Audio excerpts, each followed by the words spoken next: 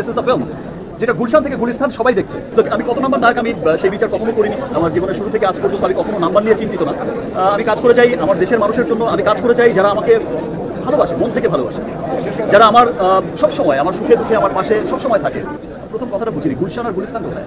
দুই জায়গায় তো সিনেমা হল নেই, গুলশানও সিনেমা হল নেই, গুলিস্তানও সিনেমা হল নেই। তো ভাই ব্যাপারটা ওই রকম না, মানে গুলশান টু গুলিস্তান মানে সব শ্রেণীর মানুষ।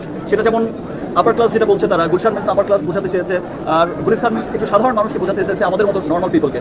সো বলছে যে গুলশান টু গুলিস্তান সর্বস্তরের মানুষ দেখছে, এবং যেই চিত্র আমি দেখেছি মাল্টিপ্লেক্সগুলোতে, যে চিত্র আমি দেখেছি সিঙ্গেল স্ক্রিনগুলোতে, এই ভালোবাসা অব্যাহত থাকলে এবং যে চিত্র আমরা দেখছি দেশের বাইরে যেখানেই যাচ্ছে সেখানেই কিন্তু বরবাদ জোয়ার বয়ে ভালোবাসায় সবাইকে বরবাদ করে দিচ্ছে।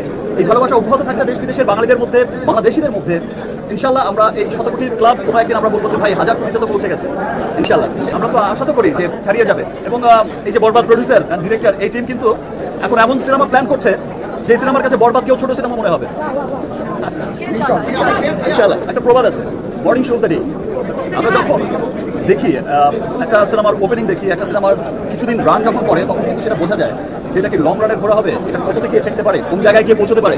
আর আরেকটা কথা বলে যাই, আপনারা অনেকেই হয়তো ভাবছেন যে বরবাদ হচ্ছে লাস্ট ফিল্ম, যেটা হচ্ছে 100 কোটি থেকে পৌঁছবে, বাট আই থিঙ্ক যে এটা হচ্ছে মানে শুরু হলো, এটা শেষ না, এটা শুরু হলো। যে আজ থেকে গত বছর আমরা তুফান দেখেছি, তুফান যে পরিমাণে বিজনেস করেছে, এবছর আমরা বরবাদ দেখছি, তার চাইতেও আরো ভালো বিজনেস করছে। আগামীতেও যে সিনেমাগুলো আসবে ইনশাল্লাহ সেই সিনেমাগুলো তার চাইতেও আরো অনেক বড় বিজনেস করবে।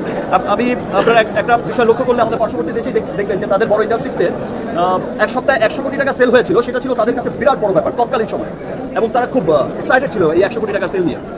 বাট যারা হচ্ছে মেকার ছিলেন, যারা হচ্ছে 100 কোটির ক্লাবে নিয়ে গেছেন, তাদের টার্গেট কিন্তু সেই 100 কোটি ছিল না, তাদের টার্গেট 1000 কোটি ছিল।